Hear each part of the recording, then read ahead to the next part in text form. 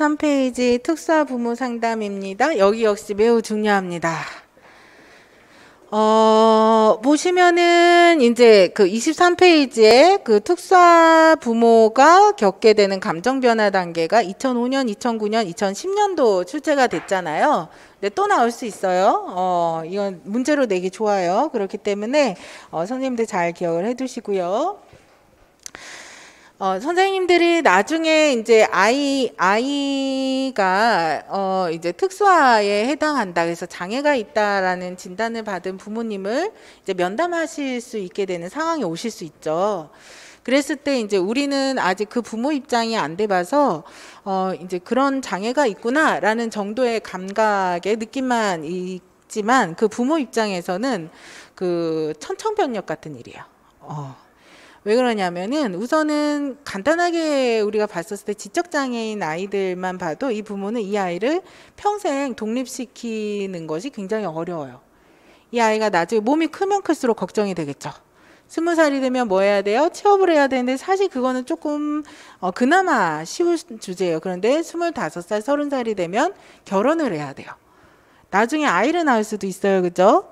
아이를 낳는 문제부터 해서 이 삶에 이제 여러 가지 어려운 주제들 우리만 해도 집 계약을 한다던가 아니면은 이제 어떤 그 가정을 일군다던가 아이를 양육한다는 게 우리도 어렵잖아요. 근데 지적아인 아이는 그거를 만약에 해야 될 때 얼마나 어려울 것인지를 예상해 볼 수가 있죠.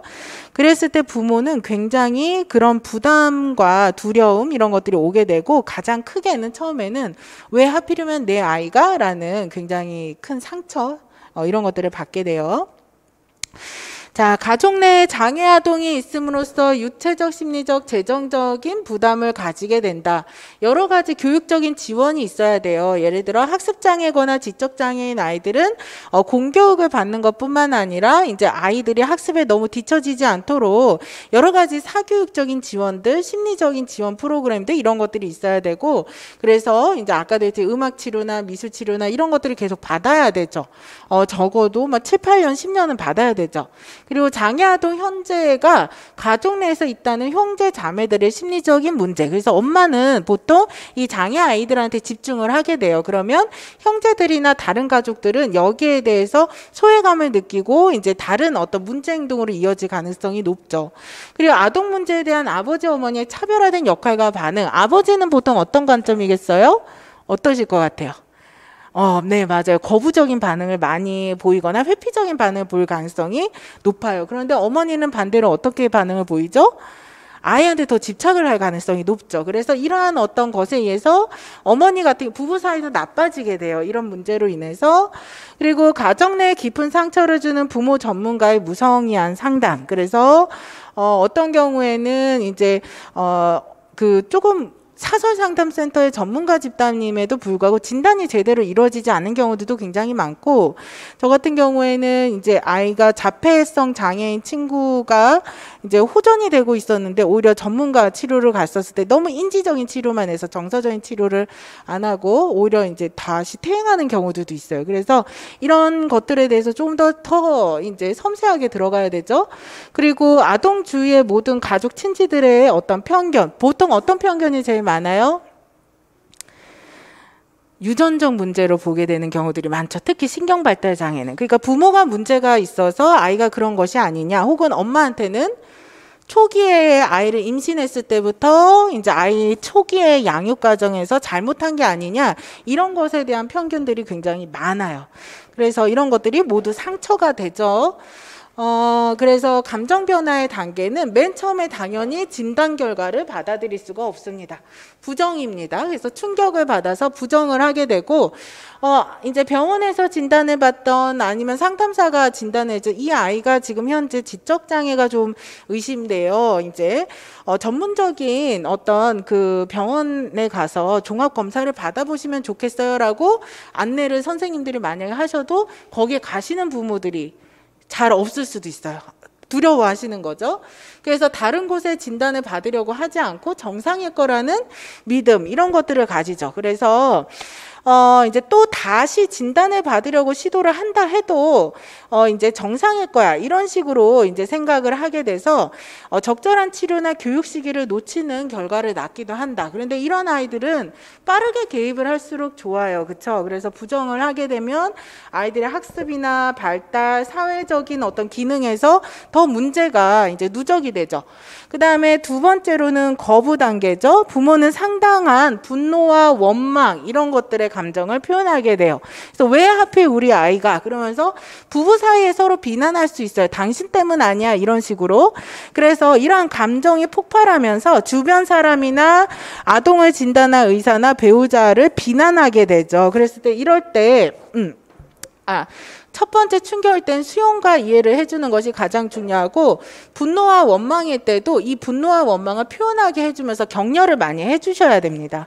그래서 이러한 이제 충분히 이제 화가 이제 억울하고 슬프실 수 있다, 너무 속상하실 수 있다, 이런 것들에 대해서 표현할 수 있도록 도와주고, 그다음에 주변 사람이 분노의 대상이 아니기 때문에 개인적으로 상대방에게 상처 주지 않도록, 그래서 남편은 같이 협력해야 될 대상이죠, 그죠? 그래서 그 사람에게 상처를 주지 않도록 조심하게 하고, 그 다음에 장애 아동이나 부모나 모두 같이 있는 인간임을, 그래서 이 아이가 장애가 있으나 충분히 아이가 이 세상의 생명으로서 태어난 이유와 목적이 있어서 태어났고, 이 아이들은 자기 안에 굉장히 다양한 자원들이 많이 있을 수 있다, 이런 것들을 부모님이 이해하실 수 있도록 도와드려야 되죠.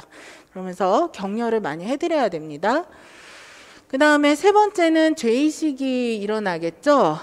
우선은 어떤 거냐면, 얘가 이제 아까도 얘기했듯이 얘가 그 지적 장애가 있어서 그동안 되게 느렸던 건데, 내가 얘를 갖다가 되게 왜 넌 그것도 못하니? 라고 되게 많이 혼냈구나 라던가, 얘가 ADHD가 있어서 어려울 수밖에 없었는데 왜 학습을 못하냐고 되게 비난했구나, 이런 죄책감 이런 것들을 많이 갖게 되면서 우울증이나 이런 것들에 빠질 수가 있습니다. 그래서 3단계 죄의식 단계를 보면, 아동의 일을 부정할 수 없는 상태가 되면 충격과 격한 감정이 그 다음엔 가라앉으면서 아이의 장애를 받아들이는 타협을 하게 된다. 그런데 타협하는 과정 안에서 죄책감이 생겨나게 되죠. 그래서 내가 그동안 아이한테 너무 소홀했던 것이 아닌가, 왜 그렇게 야단을 쳤는가, 이런 것들을 후회하고 슬퍼하며 무력감에 휩싸이게 되죠.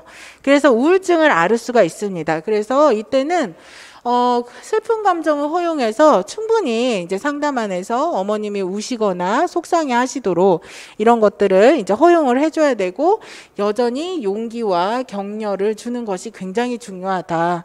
그리고 이제 이 죄책감 많이 하겠죠, 그죠? 내가 아이를 어렸을 때 우리 옛날에 보면 그 삼국지에서도 그런 내용이 있어요. 삼국지에서 유비의 아들이 조금 모자라다라고 이제 소설에 기록이 되어 있는데, 모자란 이유가 얘를 구하러 이제 조조가 데리고 오다가 한번 떨어뜨렸대요.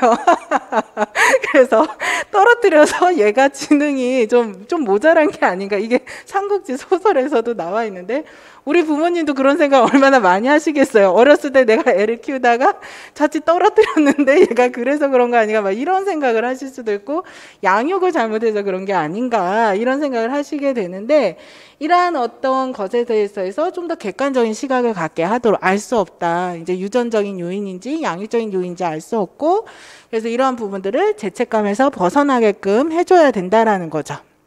그러면서 아이에게 이제 긍정적인 측면, 아까도 얘기했듯이 아이가 가지고 있는 자원에 초점을 둘 수 있게끔 도와줘야 됩니다. 얼마나 힘들겠습니까, 그렇죠? 자, 그 다음에 마지막에 이제 수용은, 이제 이 장애가 아이에게 있구나라는 것을 모두 받아들이며 아이한테 무엇을 해줘야 될까를 생각을 하게 되죠. 그래서 여러 가지 정보 수집을 하려고 하고, 대안이 뭘까를 생각하고 아동을 도울 계획을 부모가 가지게 됩니다. 자, 그래서 자신이 떠안아야 할 문제를 수용하게 되면서 외부지향적인 문제에 대처하려고 노력을 한다. 그래서 여러 가지 계획을 세우니까 상담자가 이때 뭐 해야 됩니까? 앞서서는 부모의 감정들을 제대로 이제 표출이 되고, 이 감정에서 너무 이제 우울하게, 부정적으로 죄책감을 많이 갖게, 너무 분노하게 떨어지지 않게끔 계속 수용하고 격려하고 표현하고 허용하고 이런 것들을 주로 했다면, 되면 이때부터는 계획을 세우는 부모에게 실제적인 정보를 제공해 줄 수 있어야 되겠죠. 그래서 문제 해결 계획을 의논하고, 근데 이 과정 안에서 중요한 거는 부모가 어떤 상담센터에 갔더니 거기 아이가 굉장히 정상인처럼 좋아졌다더라. 이런 어떤 기적적 정보에 의존하지 않고 객관적인 정보에 이제 의존할 수 있도록 도와줘야 된다라는 거죠. 그래서 이렇게 상담이 진행되어야 한다라는 거. 그리고 이제 2010년도 그래서 문제 한번 풀어보세요.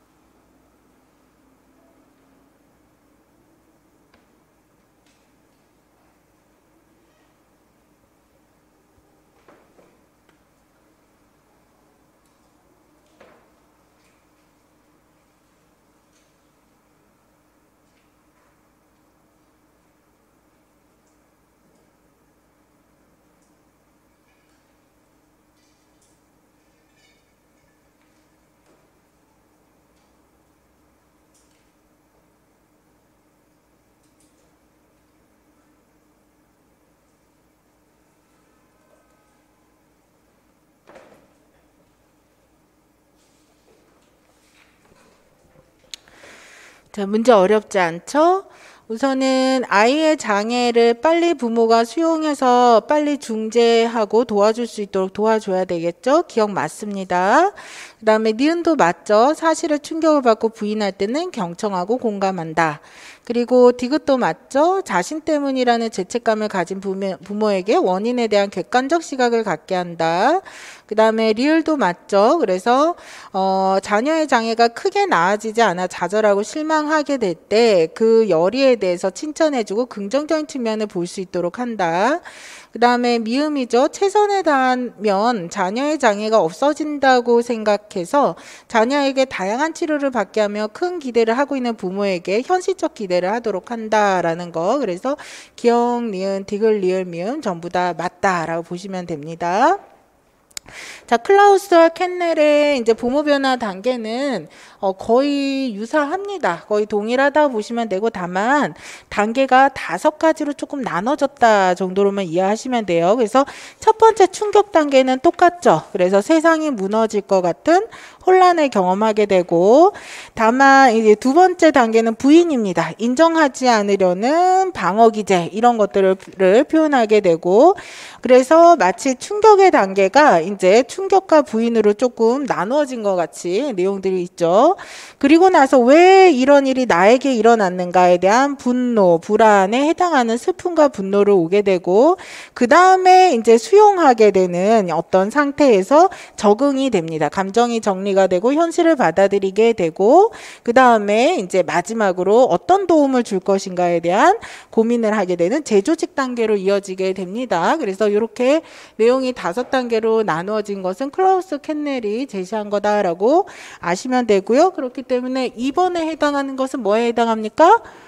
그쵸, 부인에 해당하죠. 그래서 그렇게 보시면 되고, 시간적 흐름에 따라서 반응의 강도가 이렇게 충격, 부인, 슬픔과 분노에다가 적응으로 갔을 때는 조금 우울하고 이런 것들이 떨어지게 되겠죠. 그죠? 그래서 이제 감정에 대한 반응 수준이 바닥으로 이렇게 떨어지다가, 그 다음에 뭘 도울까라고 해서 이제 열심히 노력하는 단계니까 다시 올라오게 됩니다. 그쵸? 그래서 이러한 어떤 흐름이다라고 보시면 되고, 그래서 그림에 나타난 단계들 중에 부모가 자녀의 장애를 현실적으로 수용하기 시작하는 단계는 무슨 단계입니까?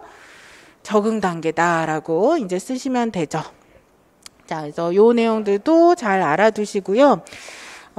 예전 같았으면 중요성이 좀 덜한데 최근 2년간 좀 요런 문제에서 나오는 특성들이 있어요. 기본적인 거. 그래서 알아두셔야 됩니다. 자, 부모는 이제 전문 프로그램을 통해서 지원을 받으실 수가 있어요. 이제 우리나라에서는 특히 ADHD 아동에 대한 카페라던가 부모 자조 모임이 되게 많아요. 그래서 선생님들이 나중에 그런 부분들을 자조 모임을 선생님들이 알아두셔서 안내를 해주시면 되게 도움이 많이 되고요.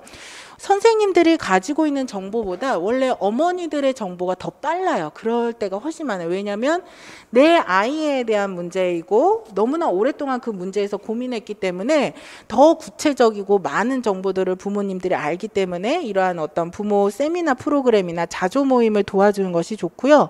우선 처음에 이 병에 대해서 알았다면 아동 특성에 대해서 설명을 해주셔야 되죠. 그래서 어머니가 아이가 만약에 이제 지적장애라는 말을 그냥 그 단어만 듣고 잘 이해를 못할 수 있어요. 그러면 이 정도의 경도의 지적장애 아이들은 이러이러한 특성이 있기 때문에 어머님이 의사소통을 할 때 이래야 되고 이 아이들 이런 거를 주의하셔야 됩니다. 인지적 특성, 정서적인 특성 이런 것들을 다 설명을 해주셔야 돼요. 그래서 이러한 특성이나 발달과 심리를 파악할 수 있도록 도와주고 그 다음에 특수아동이 겪는 심리적인 고통을 이해하고 극복하려는 심력을 길러주는 환경을 마련해 줘야 된다. 그래서 선생님들의 격려와 지지 이런 것들이 특수아동의 부모일 경우일수록 굉장히 중요하다라는 거. 그래서 부모들은 이제 선생님들이 겪을 수 있는 것들보다 훨씬 더 많은 고통을 겪고 있기 때문에 늘 이제 지지해줘야 됩니다. 자, 그 다음에 아이의 자존감, 자녀 양육에 대한 기술이나 방법 이런 것들을 이제 알려줘야 되고 이제 관계 적응을 위한 교육을 실시를 해야 되겠죠. 그러면서 여러 가지 아까도 했듯이 복지기관이나 상담기관의 부모교육 안에 들어가서 자조 모임이나 이런 걸 할 수가 있게끔 해야 되고요. 전문 상담가나 상담 지원을 받을 수 있도록 도와야 된다라는 거죠. 그래서 이제 예전에 그 선생님들한테 이 파트를 설명할 때 그 항상 말씀드리게 되는 케이스 중에 하나인데 정말 존경하는 부모들, 존경스러운 장애아동 부모님이 계셨어요. 그래서 이 부모님은 이 아이가 지적장애아라는 것을 얘가 17살에 처음 아셨지만 이 어머니가 되게 아이를 사랑을 많이 하셔서 이 아이가 다른 아이들보다 많이 느리다는 것을 예전부터 알으셔서 학습에 대한 것은 일찌감치 아이에게 기대 수준을 낮추고 얘가 중학생인데도 불구하고 초등학생 수준의 사칭, 영상, 구몬 수학 이런 것들을 가르치면서 너무 뒤처지지 않게 계속 지원을 하시면서 아이가 잘할 수 있는 것이 미술이나 이런 거일 거 아니에요. 그래서 미술 학원을 계속 다니게 했어요.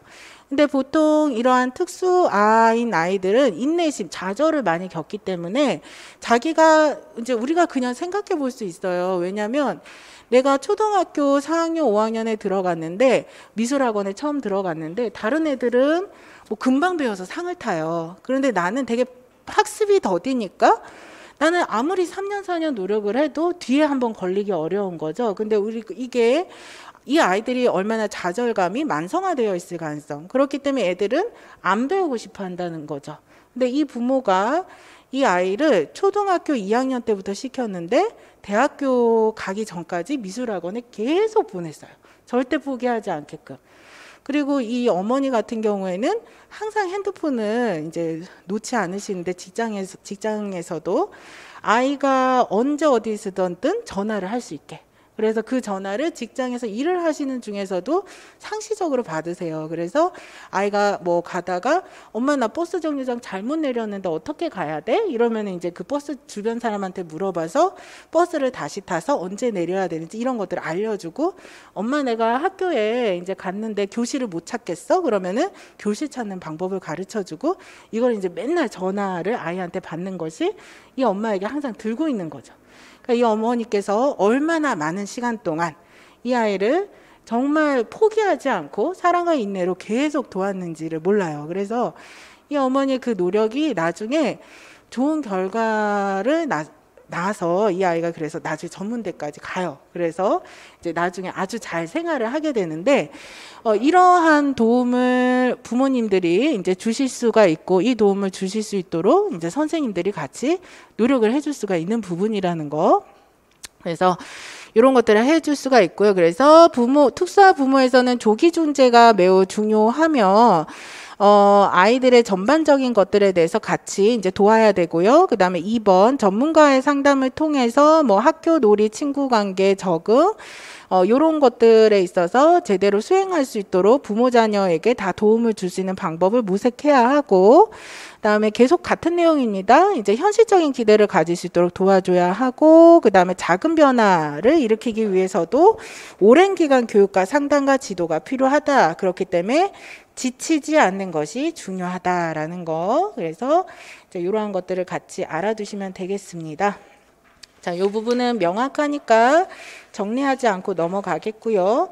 특수화 발생의 원인은 중요하지 않습니다. 우리가 다 알고 있는 내용이라 이제 그냥 읽어보시면 되는데 28페이지의 요 단어들은 조금 알아두세요.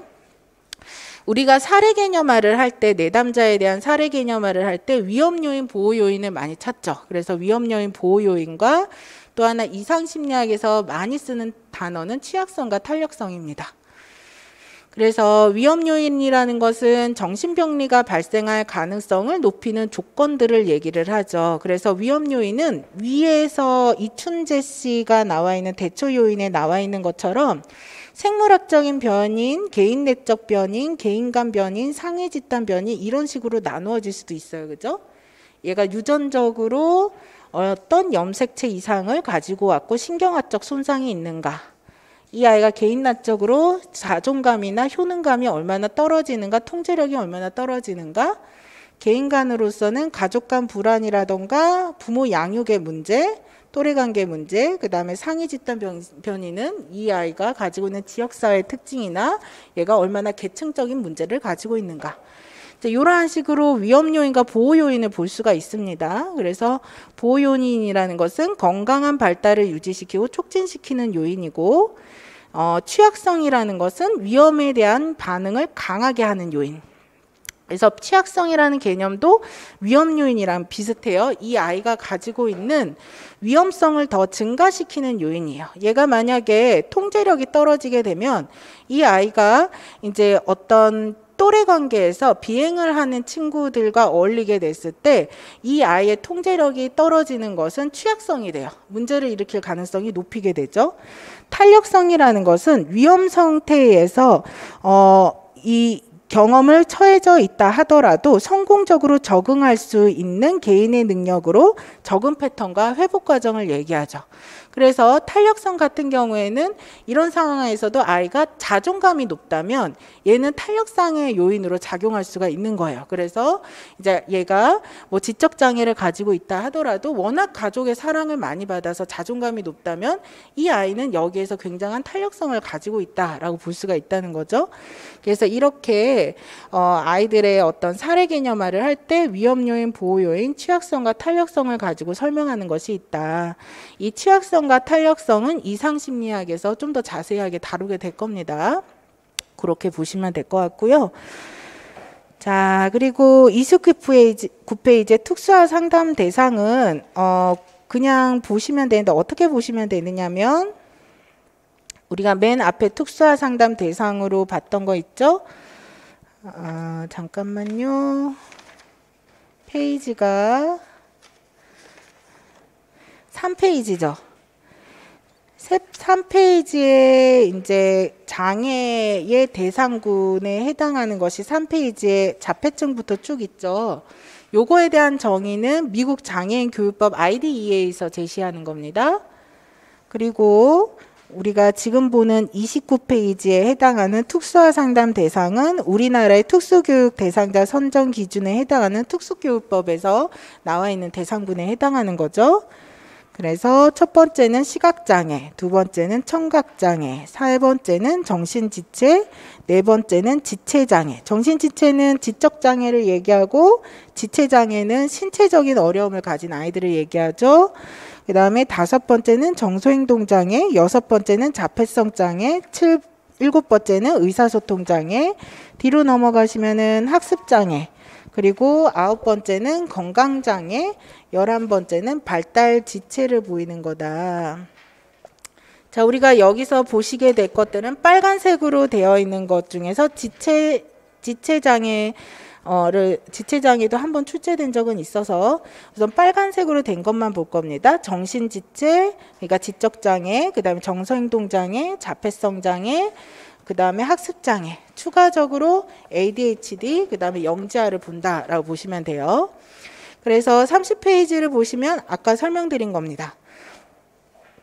DSM-5의 신경발달장애 분류는 우리가 이제 이렇게 돼요. 지적장애, 의사소통장애, 자폐 스펙트럼 장애, 주의력 결핍, 과잉행동장애, 특정학습장애, 운동장애 이렇게 나누어지는데 여기서 문제로 출제가 된 것은 지적장애, 자폐 스펙트럼 장애, 주의력 결핍, 과잉행동장애, 특정학습장애다. 그래서 요 네 가지에는 진단 기준이 나와 있습니다. DSM-5에. 그래서 진단 기준을 아주 정확하게 달달달달 외우셔야 되고요. 그 다음에 영재아 추가적으로 우리가 같이 공부하게 될 거다라고 보시면 돼요. 자, 그래서 본격적으로 지적장애. 여기서부터는 각 파트마다 매우 중요합니다.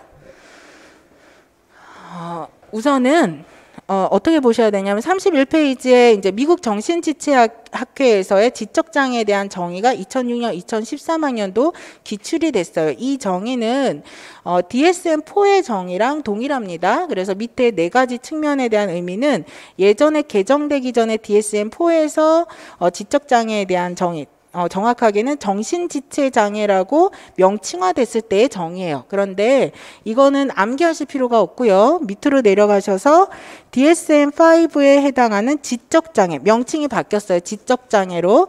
이거에 해당하는 진단 기준만 암기하시면 돼요. 그런데 기출의 역사가 앞에 것도 나와 있기 때문에 우리가 같이 보는 겁니다. 자, 그러면은 우리가 얘기했을 때 과거의 정신지체라고 하는 것, 현재 지적장애라고 하는 것은 구체적으로 어떤 개념으로 설명이 될 수 있는가라고 했었을 때 기능의 실질적인 제한성이 있는데 이것은 두 가지로 설명이 될 수가 있다. 첫 번째는 평균 이하의 지적 기능, 그리고 그와 동시죠. 이 지적 기능이 평균 이하인 것과 연관된 적응적 기능의 제한성이라는 거예요.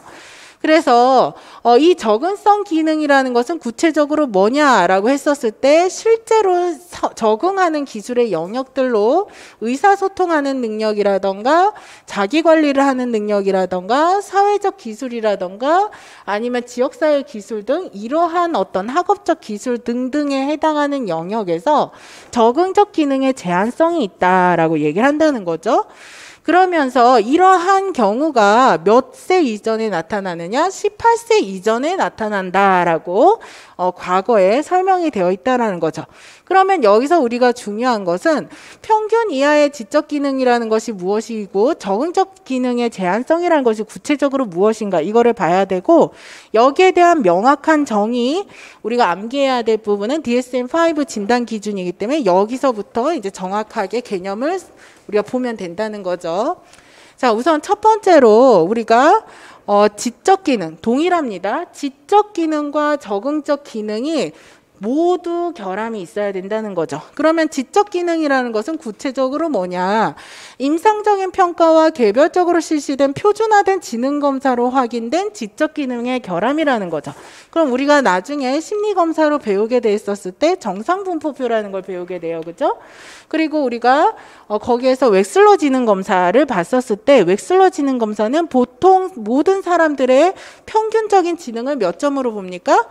100점으로 보죠. 그리고 여기에서 1표준 편차, 그 다음에 2표준 편차 이렇게 있는데 2표준 편차 바깥에 해당하는 것, 여기에 해당하는 것이 거의 97%, 8%에 해당하는 사례수가 들어가기 때문에 여기에 양쪽으로 해당하는 양 극단에 있는 사례수를 어떻게 봅니까?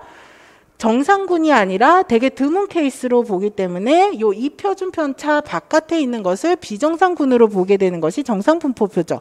그랬을 때 이것은 상위 2% 2표준 편차 이상, 요거는 하위 2표준 편차 이하에 해당하는 거죠. 그래서 1표준 편차, 2표준 편차 아래에 해당하는 수치를 가진 사람을 뭐라고 보니까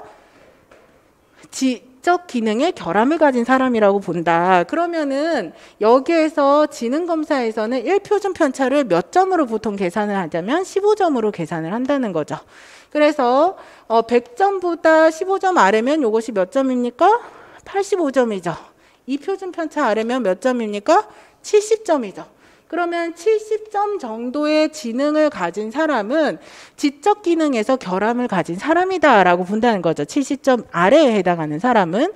그런데 우리는 항상 신뢰도 지수에 따라서 오차 가능성을 생각을 해서 5점 정도는 이제 조금 더 아래와 위를 나누어서 더 보게 되는 거니까 65에서 75 이하에 해당하는 사람들을 어떻게 본다? 지적 기능에 결함이 있는 사람으로 본다. 그래서 표준만의 지능검사로 확인된 지적 기능의 결함을 1차적으로 확인해야 된다.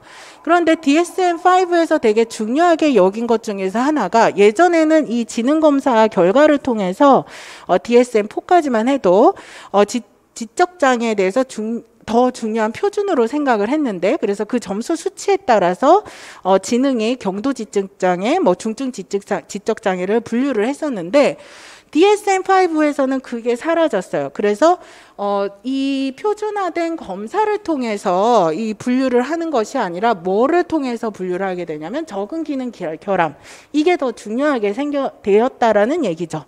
그럼 이 적응 기능 결함이라는 것은 구체적으로 뭘 말하느냐? 독립성과 사회적 책임의식에 필요한 발달적 사회문화적 표준을 충족하지를 못한다. 충족하지 못한다는 것이 구체적으로 어떤 부분을 말하느냐라고 얘기를 했었을 때 32페이지에 이렇게 구체적으로 나눈다는 거죠. 어떤 거냐면 개념적 영역, 사회적 영역 세 가지로 나누어 줍니다. 실행적 영역, 이 세 가지 영역에서 이 사람이 표준에 달성하지 못하는가, 이거를 적응 기능 결함으로 본다라는 거죠. 그래서 여기에 보시면은 심각도가 점수로 나누어지지 않고 뭐로 나누어져 있어요? 개념사회 실행적 영역에 따라서 나타나는 양상에 따라서 경도, 중등도, 고도, 최고도로 나누어지게 된다라는 거예요. 그러면은 이제 요거를 보시면은 개념적 영역이라는 것은 뭐를 말하느냐? 간단하게 얘기해서 학습된 어떤 영역, 기술적 능력 영역에 대한 범위들을 말을 해요. 그래서 여기 보시면은 개념적 영역에서 경도 수준을 잠깐 보시면 학령기 전기 아동에서 개념적 영역의 차이가 뚜렷하지 않을 수 있다. 학령기 아동이 성인에서 읽기, 쓰기, 계산, 시간이나 돈에 대한 개념과 같은 학업 기술을 배우는데 어려움이 있다라는 거죠. 그래서 이런 부분에 있어서 문제가 있는 것을 개념적 영역이다. 그러니까 아이들이 학교에 들어오면은 학습하는 거, 무언가를 이해하는 거, 무언가를 계산하는 거, 이런 것들을 어려워하는 영역이라는 거죠. 그 다음에 두 번째, 사회적 영역은 우리도 다 알죠. 또래와의 상호작용이라는 거죠. 지적장애인 아이들이 학습에만 어려워하지 않겠죠. 가장 큰 어려움은 이 아이들이 이제 나중에 선생님들이 만나보면 지적장애 지표 중에 하나가 아이들이 초등학교 5학년인 아이들인데 상담을 해보면 자꾸 3학년, 2학년이랑 논다고 그래요. 뭐냐면 이 애들이 5학년들이 얘기하는 용어나 표현력을 잘 이해하지 못하는 거예요. 그래서 의사소통이 잘 안 되는 거예요. 그렇기 때문에 사회적 영역 같은 전형적인 발달을 보이는 또래에 비해서 사회적 상호작용이 미숙하다. 그래서 또래들의 사회적 신호를 정확하게 인지하는 데 어려움이 있다. 그래서 의사소통, 대화, 언어가 연령의 기대 수준에 비해서 좀 더 구체적 수준에 머물러 있거나 미숙하다라는 거죠. 그래서 이러한 부분에서 어려움이 있거나 이제 실행적 영역이라는 것은 아까도 했듯이 자기관리죠. 그래서 예를 들어 버스를 타는 법이라던가 아니면 돈을 계산하는 법이라던가 물건을 사는 법. 그래서 이제 이러한 어떤 지적인 기능에 어려움이 있는 아이들은 물건 사는 것부터 되게 무서워해요. 그래서 이러한 부분에 대한 것이 어려움이 있는가. 그래서 연령에 적합하게 수행해야 하는 자기관리 능력에서 어려움이 있는지, 그래서 성인에서는 장보기, 교통수단 이용, 가사 및 아이 돌보기, 역량을 갖춘 음식 준비하기, 은행 업무나 금전 관리, 성인의 지적 장애가 있는 사람들의 기준에서는 이런 것들이 어려워한다라는 거죠. 그래서 이러한 영역에서 어려움이 있는가, 이거를 우선은 두 번째 진단 기준으로 잘 살펴야 된다는 거예요. 그러면 자, 이러한 것을 두 가지를 통해서 이제 보게 되는데, 그 다음에 이것이 몇 가지 이상이어야 되느냐? 적응 기능의 결함이 한 가지 이상의 영역, 한 가지 이상의 영역에서 어려움이 있어야 된다는 거죠. 세 가지 다가 아니라 세 가지 다일 수도 있지만 한 가지 이상에서 어려움이 있어야 된다는 거죠. 그래서 얘네들이 동시에 어려움을 가지고 있어야 되는데, 이것이 언제부터 시작이 되어야 되느냐? 18세 이전이 아니라 발달 시기 동안 시작이 되어야 된다, 이렇게 되어 있다라는 거죠. 그래서 이 진단 기준을 정확하게 알고 계셔야 된다라는 거. 자, 좀 더 구체적으로 가보면은 이제 34페이지를 보겠습니다. 자, 그래서 방금 설명드렸던 내용들인데요. 명시자는 심각도는 적응 기능의 기초에서 정의한다, 이렇게 되어 있어요. 그러면은 그런 이제 그 표준화된 검사로 지능 검사를 안 하느냐? 아니에요. 지능 검사 해요. 지능 검사를 하는데 심각도 표시는 아까도 얘기했듯이 적응 기능 결함으로 표시한다는 거죠. 그럼 이걸 누가 평가하겠습니까? 얘가 심각한지 아니면은 심각하지 않은지를 누가 평가를 할까요? 검사 결과로 수치화로 안 나와 있는데. 네, 임상 전문가가 평가를 합니다. 그래서 임상 전문가가 내담자를 이렇게 잘 면담을 하고 나서 이 기준에 따라서 이 사람이 어디에 포함되는지를 이제 볼 수 있다는 거죠. 그러면은 이제 우리가 조금 생각해 볼 수가 있겠죠. 왜 이제 좀 더 편안하게 이 표준화된 검사를 가지고 점수 수치로 아이의 수준을 나누면 되는데, 이렇게 까다롭게 적응 기능 결함을 갖다가 살펴보면서 아이의 지적장애 수준을 평가를 할까? 왜 그럴 것 같아요? 왜 그럴 것 같아요? 왜 그럴 것 같아요? 네, 왜 그러냐면은 아이들이 같은 지적장애, 예를 들어 경도 지적장애라 하더라도 어떤 기능은 굉장히 뛰어날 수 있고 어떤 기능은 그보다 못하는 경우들이 있기 때문에 그래요. 예를 들면은 이제 경도 지적장애인데 사회적인 기능, 대인관계 기술, 의사소통이 되게 좋은 아이들이 경계선 지능 정도의 수준을 보일 수 있는 아이들이 있고요. 그죠? 그 다음에 이제 아이가 이제 그 경도 지적 장애인데도 개념적 기능은 훨씬 더 떨어진 아이들이 있을 수가 있다라는 거죠. 그렇기 때문에 그러한 부분들이 있기 때문에 이것은 임상 전문가가 평가를 한다. 그래서 적응 기능의 기초에서 정응을 한다. 그래서 지능 지수에 기초하지 않는 이유는 필요한 지원 정도가 적응 기능에 의해서 결정이 된다라는 거죠. 그래서 이 아이가 가지고 있는 잠재력과 그다음에 결함의 수준, 이런 것들에 대한 내용을 구체적으로 확인을 해서 그 기능에 따라서 개입이 들어가겠죠.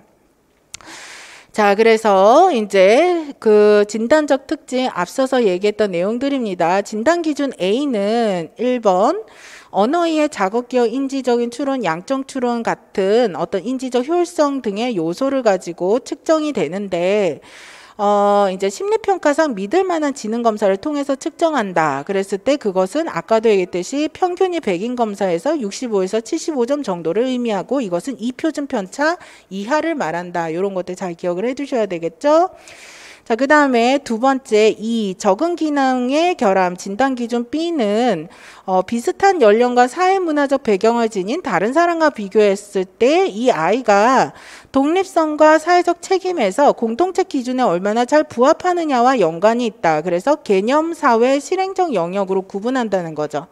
그래서 개념적 영역은 기억, 언어, 읽기, 쓰기, 수학적 추론, 실질적인 지식의 획득, 이런 것들에 해당하는 것이고, 그래서 새로운 상황에서의 판단, 이런 것 등이 포함이 되고, 사회적 영역은 타인의 생각이나 감정, 경험을 인지하거나 공감, 의사소통 기술, 이런 것들에 해당하고, 실행적 기술은 학습과 개인적인 관리, 직업적 책임의식, 금전관리, 오락, 자기행동관리, 이런 것들과 관련되어 있다. 그래서 실행적 기술은 자기관리, 사회적 영역은 대인관계에 해당하는 능력, 개념적 영역은 학습과 관련된 것들이죠. 그죠?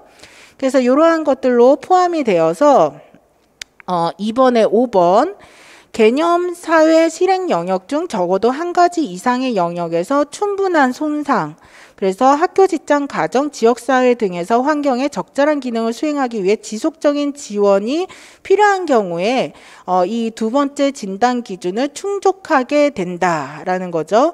그리고 또 하나 여섯 번째 요 부분들 이제 알아두셔야 될 것이 이러한 적응 기능의 결핍은 무엇과 연관이 있어야 돼요?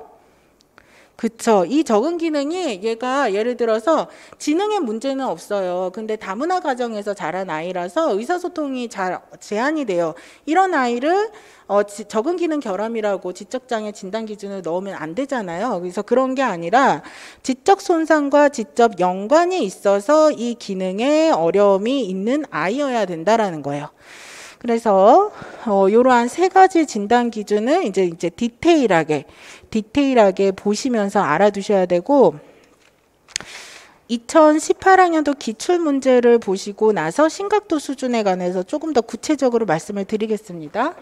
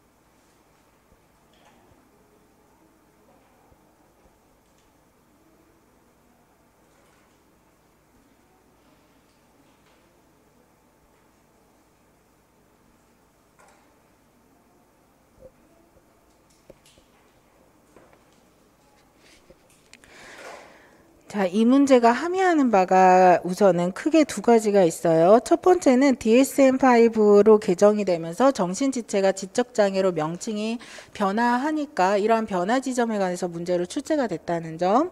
그리고 두 번째는 심각도가 문제로 출제가 됐다는 점. 이제 이상심리에서 DSM-5로 전환이 되면서 우리가 범주적인 차원과 그 다음에 이제 차원적인 차원으로 분류가 되는데 이 차원적인 접근 다시 말해서 우리가 이제 심각도 차원을 조금 더 중요하게 여기게 됐는데 그렇기 때문에 이러한 심각도에 대한 내용과 관련된 적응 기능이 문제로 출제가 됐고 또 하나는 어떠한 진단 기준에 있어서 진단 기준만 중요한 게 아니라 세부적인 내용들 다시 말해 이런 심각도라던가 아니면 다른 부가적인 아형이라던가 이런 것들에 대해서도 공부를 해 두어야 된다라는 그래서 이런 디테일한 내용들을 좀 알고 계셔야 돼요. 그래서 표준 편차상 지능 지수가 몇 표준 편차 이하이면 몇 점 정도에 해당하는지 적응 기능 결함이라는 세 가지 요소가 구체적으로 뭔지 심각도가 어떻게 분류가 되는지 그리고 얘네들이 몇 개 이상일 때 이제 이것이 진단이 되는지 이런 것들에 대해서 선생님들이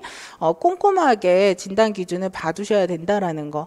그래서 이제 문제를 보시면은 첫 번째는 이제 가로 안에 들어가는 것은 지적 장애죠, 그죠?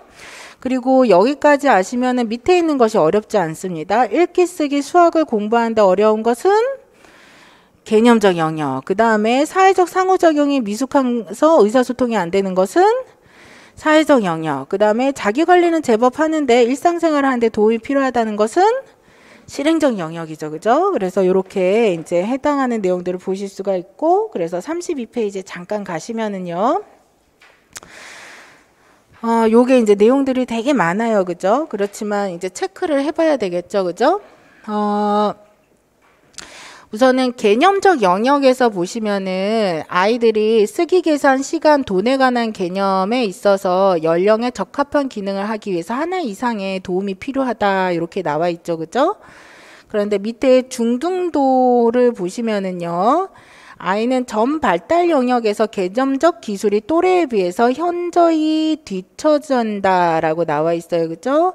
그러면서 학년 전기 아동에서는 언어와 학습 준비가 느리게 발달이 된다. 그래서 읽기, 쓰기, 수학과 같은 부분에 있어서 더딘 진행을 보이면서 또래에 비해 매우 제한적이다. 이렇게 나와 있죠. 한 가지 이상의 영역이 아니라 매우 제한적이다라고 나와 있죠. 그 다음에 오른쪽으로 고도를 가시면은요. 개념적 기술을 습득하는 데 있어서 이 개념 이해가 거의 없다 이렇게 되어 있어요. 그래서 보호자들이 광범위한 도움을 제공해야 된다라고 되어 있어요. 그죠?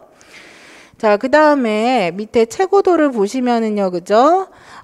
자기관리 작업 여기를 위한 목표 지향적인 사물을 조금 이용을 할 수는 있는데 이 아이가 이제 단순한 시각 공간적 기능을 습득할 수도 있으나 운동 감각 손상이 사물의 기능적 사용을 방해할 수 있다라는 것. 무슨 얘기냐면은요. 나중에 뒤로 가보시면 지적 장애가 최고도 수준쯤으로 나온 아이들은 신경학적 손상이 대부분 같이 와요. 그래서 청각 장애라던가 아니면은 이제 아까도 했던 간질 이런 것들이 같이 발생을 하기 때문에 이 아이들이 무언가 개념에 대한 이해의 차원이 아니라 주로 이제 물리적인 문제 혹은 단순히 시각 공간적 기능을 습득하는 문제 이래서 이런 것들을 운동 감각 손상으로 사용할 수 있는 문제 이런 부분에서부터 이제 어려움이 있을 수 있다라는 얘기예요. 그래서 이제 이러한 부분들을 보실 수가 있고 경도의 사회적 영역을 보시면 아이들이 또래와의 사회적 상호작용이 미숙해요. 그래서 좀 더 이제 구체적인 수준으로 이제 의사소통을 해야 할 정도로 미숙하고 이때 아이들은 이제 적합한 방식으로 감정이나 행동을 조절하는 데 어려움을 가지고 있고 특히 이제 지적장애인들의 아이들의 특징인데 위험에 대한 이해가 조금 제한적일 수가 있어요. 그래서 누가 어른이 이제 어디 가자고 그러면 애들이 쫓아가는 애들이 있잖아요. 그래서 이러한 것들에 대한 이해도가 이제 부족하죠. 그래서 사회적 판단이 떨어져서 타인에게 속거나 조정당할 위험성이 있다라고 나와 있죠. 근데 이제 중등도쯤에 보면은 이제 전 발달 과정 안에서 이러한 또래와의 의사소통에서 확연한 차이를 보이며 주로 언어 표현이 굉장히 단조롭다라고 되어 있죠. 그죠? 그래서 이때 아이들은 그래도 친구 관계를 맺을 수 있는 능력은 있다라고 나와 있고요. 그래서 사회적 신호를 그런데 정확하게 파악하지 못하고 아까 얘기했던 사회적 판단 부분에서는 스스로 할 수 있는 것이 없어서 누군가가 대신 판단을 해줘야 된다라는 거. 그래서 이러한 부분에 있어서 좀 더 손상이 됐다는 걸 알 수가 있죠.